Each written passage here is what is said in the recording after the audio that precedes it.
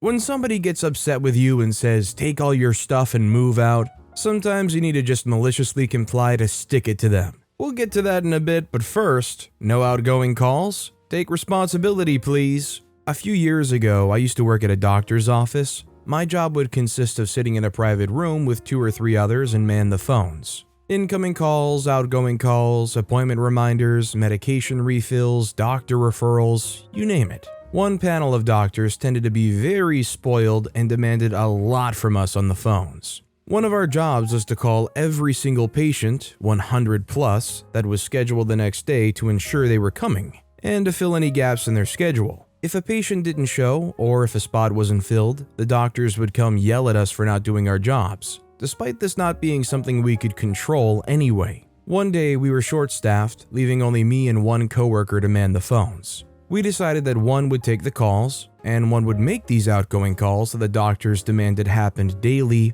no matter what. If the phone queue got too long, we'd both jump on incoming calls for a bit and we'd switch roles every few hours. It wasn't perfect, but it was working. About noon, our boss showed up and said we shouldn't be making any outgoing calls since we were short-staffed. We explained that the doctors demanded these calls happen, and we explained our system that was getting us by. No go, we were told no more outgoing calls today, period. Nice. My coworker and I enjoyed a slower afternoon. Even when incoming calls were scarce, we didn't make outbound calls. The next day, some patients didn't arrive and some slots were not filled at all. The doctors were furious and burst into our room demanding why we didn't make the calls like we were supposed to. We explained that the boss had explicitly told us no outgoing calls. Then the rest of the day, the boss had fuming doctors and nurses lining up at their office to complain about what had happened. We could hear it all through the wall, hours of complaining, on top of not being able to do their own work. My coworker and I just sat back and laughed. Definitely one of the more underappreciated roles as far as the whole healthcare system goes. I guess depending on the office, these poor people can take it from both ends, grumpy patients and grumpy doctors. Needless to say, hearing this story, it's no surprise that you get some doctor's offices where the person on the other end of the phone sounds like they're miserable and would want to do anything but be there.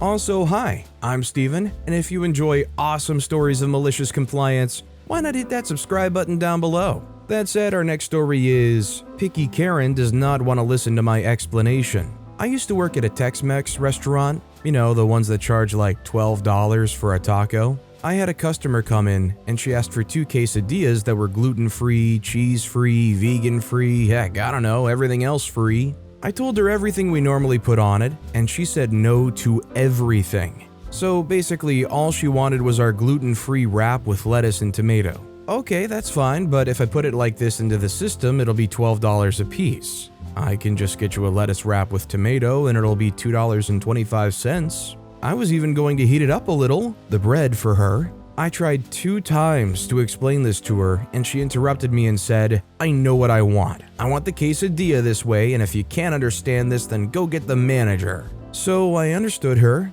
got it made the way she wanted, and brought it out. She gave me a smirk and was like, see, I knew you could do it. That made my blood boil, and I was in shock that she was so dense. Once the bill came, she grabbed it, and before I could walk away, she yelled, excuse me? So loud that the surrounding tables all stopped. Yes, ma'am, what can I help you with? I asked. Why the heck is it $24 for my 2 quesadillas? I said, because the price on the menu is $12 each. She says, yeah, but I didn't get any of the included items. I say, yeah, but you ordered 2 quesadillas. Therefore, that's what you got charged. She, of course, spoke to the manager, who sided with me, and the lady paid her bill, the full $24 for those quesadillas. I did not, however, get a tip.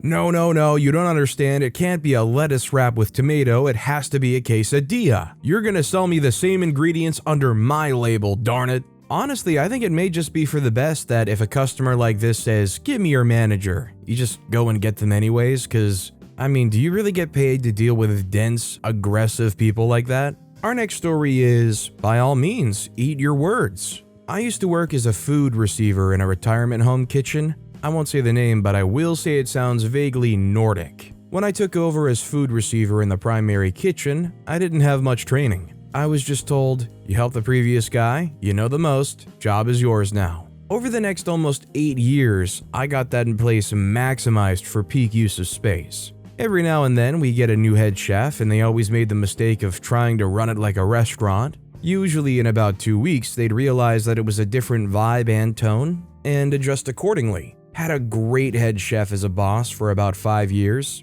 He knew that since deliveries were food and to some degree perishable, my schedule needed to be a little fluid and flexible to account for late deliveries while not having me rack up overtime. We worked out a great system where I basically set my own hours and got everything done. Fast forward to a regime change, head chef was a tool, but with him came a woman whose job title was never told to any of us in the kitchen. We were just told she outranked all of us. First thing she did was decide I would no longer have a fluid schedule. My shifts would be posted on the board, like all the others, 2 weeks in advance. I didn't like it, but okay, fair enough. Cut to about 2 weeks later, I had to leave early for a dentist appointment. That had been submitted and approved months ago. I reminded her the day before and day of. Day after, she gives me a dressing down and a written reprimand for leaving before the end of the scheduled shift. She told me she didn't care what happened before, she never had papers for this request. Luckily for me, the head of the entire dining department, even above the head chef, told her she had been given all those time off approved papers when she started. And if my shift didn't reflect my pre-approved leaving early, it was her fault for not paying attention. Unluckily, she decided to take it out on me, saying that from now on, once the schedule's posted, no changes unless it's in writing and signed by both of us minimum of 2 days prior. No exceptions. I looked at the calendar and saw I'd have to get fun and get payback. See, being a food receiver, a monthly job of mine was to do end-of-month inventory on all food, beverage, and cleaning items. I had actually created the inventory paperwork myself. So instead of being alphabetical, the items were all listed together based on which area they were stored in. Dishwasher, chemical closet, freezer, dry food storage, soda syrup room, etc. Meaning after a few months, I could go room to room quickly and be done in less than 2 hours. Catch was, it had to be done either last thing, last day of the month, or first thing, first day of the month. And you could not do 2 in the same month. With no weekend deliveries, I worked Monday to Friday. Now, under the old head chef, if I had to do it on a Saturday or Sunday, I'd just come in and do it, then leave early on a slow day, canceling the extra hours. And lo and behold, this was one of those months where inventory would have to be done on a Saturday or Sunday. Days she had me down as off on the calendar. I grinned like Tim Curry in Home Alone 2 or The Grinch and waited. Sure enough, last Friday of the month, she asks me, "Which day are you coming in to do inventory?" I told her I wasn't, I was scheduled off. She goes into a tirade about, "It's your job, you don't tell me no, I'll have you written up, etc." I calmly told her making the schedule was her job and responsibility, not mine. This earned me, "I don't care what the schedule says, you're coming in this weekend." To which I sweetly and sarcastically asked if she had a paper signed by both of us and dated no later than yesterday about us agreeing to the switch.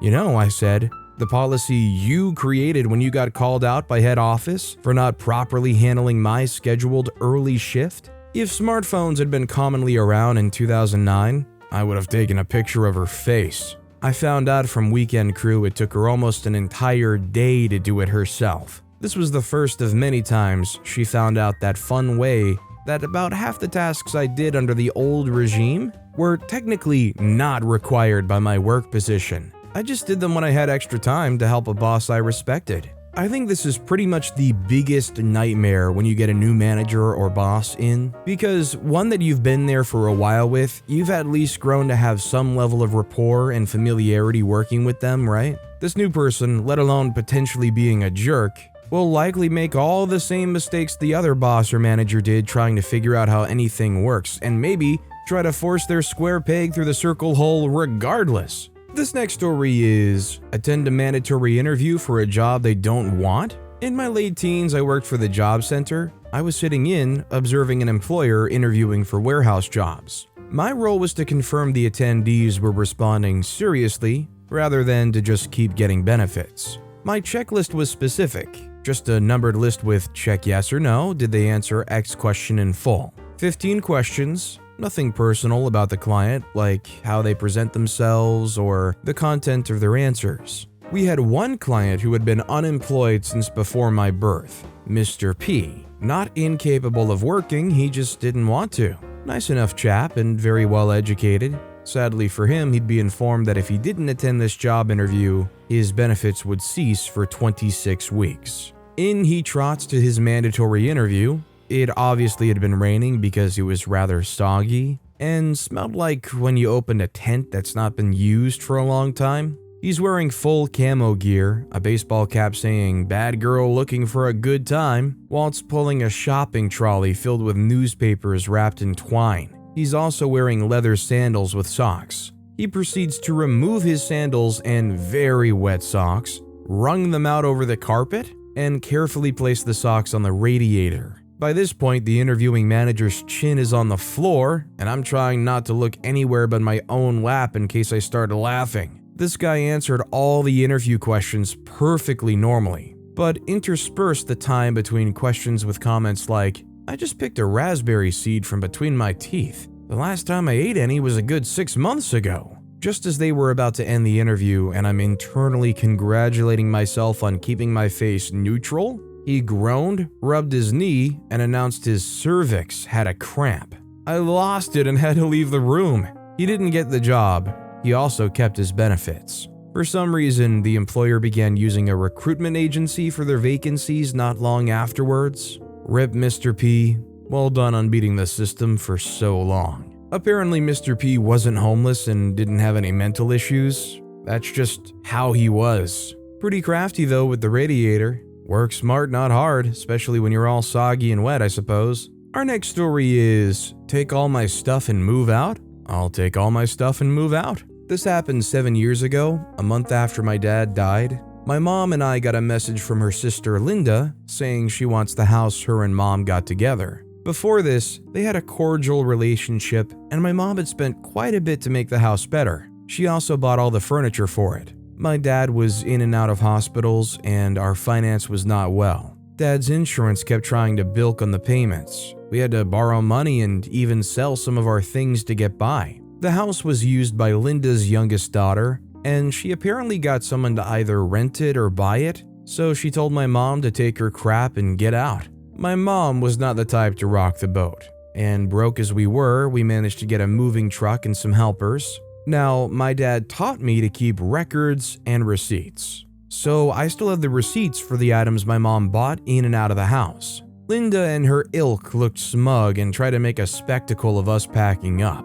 Then she started getting angry when everything was getting packed. The fridge, TV, sink, cabinets, plates, picture frames, beds, mattresses, and everything else went in the truck. Every time Linda protested, I'd show her the receipt and she had to let us go. Halfway through, she just gave up and sulked away. When we were done, the house was bare. I wanted to take the tiles off, but Mom wasn't going to be that petty. The house was left bare and unused until Linda gave it to my mom for pennies. This wasn't the first nor last time Linda's greed made her burn bridges. She once quit her job and borrowed over $100,000 because she thought she had a buyer for her land. She expected to get millions but got nowhere near that price. She now lives in a hut and can't get any good jobs because of how many bridges she burnt. The ones who wanted to rent or buy it expected it to be furnished. Linda, or as I like to call her now, Sally Bridge Burner, is the type to count her chicken before they hatch. She didn't expect my mom or I to take everything that was ours. The only thing left after we were done was an old cabinet and their clothes. What I mean by sold for pennies was because the house was in the boonies. It was fully furnished and looked nice, so once that was gone, no one was interested in an overpriced bare-bones house. Linda couldn't rent it out because she was charging 3 to 4 times more than she should, and when she tried to sell it, she wanted way more than what people were willing to pay for it. She was expecting millions when she'd get at the most $300,000 to $400,000 for it. Also, I'm from the Philippines. There's nothing more heartwarming than when a relative passes and another relative immediately scoots in to try to profit off of whatever assets are left to try and flip them to make a big buck for themselves. It's really reaffirming stuff in your own flesh and blood. But with that being said, that's all the time we have for today. Now, if you want to hear another awesome malicious compliance story, check out that video on the left. Or if you missed my latest video, check out that video on the right. That said, I'll see you all next time with some more stories.